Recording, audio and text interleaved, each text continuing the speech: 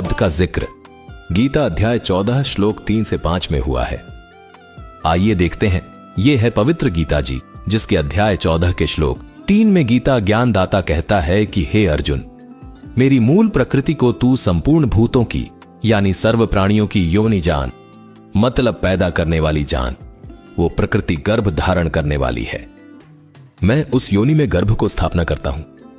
इसके संयोग से सब प्राणियों की उत्पत्ति होती है।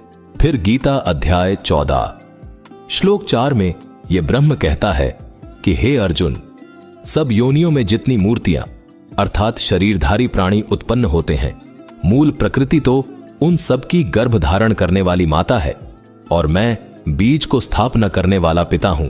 फिर गीता अध्याय 14 श्लोक 5 में इसी ब्रह्म ने कहा है कि हे अर्जुन, सत्व गुण, रजोगुण और तमोगुण, ये प्रकृति से उत्पन्न तीनों गुण अविनाशी जीवात्मा को शरीर में बांधते हैं।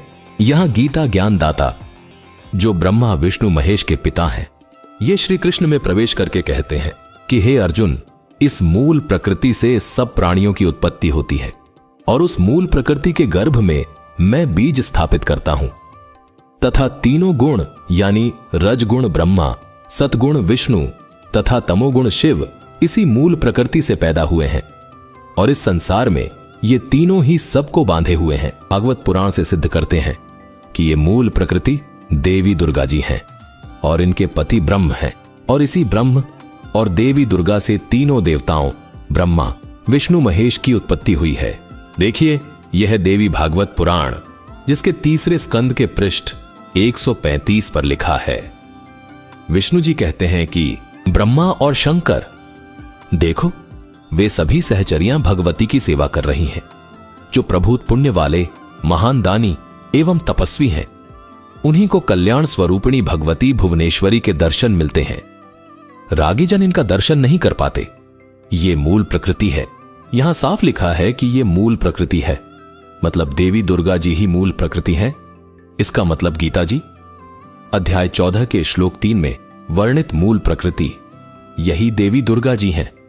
आगे और भी साफ होगा। देखिए, ये मूल प्रकृति अथवा देवी दुर्गा जी सदा परम पुरुष के साथ रहती हैं। ब्रह्मांड की रचना करके परम पुरुष को दिखाया करती है। आगे विष्णु जी ये भी कहते हैं कि परम पुरुष दृष्टा है, यह चराचर जगत दृश्य है और उन परम पुरुष की ये आदि शक्ति महामाया सबकी अधिष्ठात्री देवी है। यही संपूर्ण संसार की कारण है। ये वे ही दिव्यांगना है जिनके प्रलय वर्ण में मुझे दर्शन हुए थे। उस समय मैं बालक रूप में था। मुझे पालने पर ये झुला रही थीं। वट वृक्ष के पत्र पर एक सुदृढ़ शैया बिछी थी। उस पर लेटकर मैं पैर के अंगूठे को अपने कमल जैसे मुख में लेकर चूस रहा था तथा बालकोचित अनेक चेष्टाएं करके खेल रहा था। मेरे सभी अंग अत्यंत कोमल थे। मैं बालक बनकर सोया था और ये देवी गाकर मुझे झुलाती थीं। वे ही ये देवी हैं, इसमें कोई संदेह की बात नहीं रही। इन्हें देखकर मुझे पहले की बात याद आ गई। ये हम सबकी जननी है। दर्शकों, देवी भागवत से यह बिल्कुल स्पष्ट हो गया कि मूल प्रकृति देवी दुर्गा को कहते हैं और मूल प्रकृति में बीज स्थापित करने वाला गीता ज्ञानदाता है, जो कि ब्रह्म है, और मूल प्रकृति यानी दुर्गा इसकी पत्नी है और ये दोनों ही ब्रह्मा विष्णु महेश के माता पिता हैं। दर्शकों, बहुत से श्रद्धालु शंका जाहिर करते हैं कि देवी दुर्गा का कोई पति नहीं है।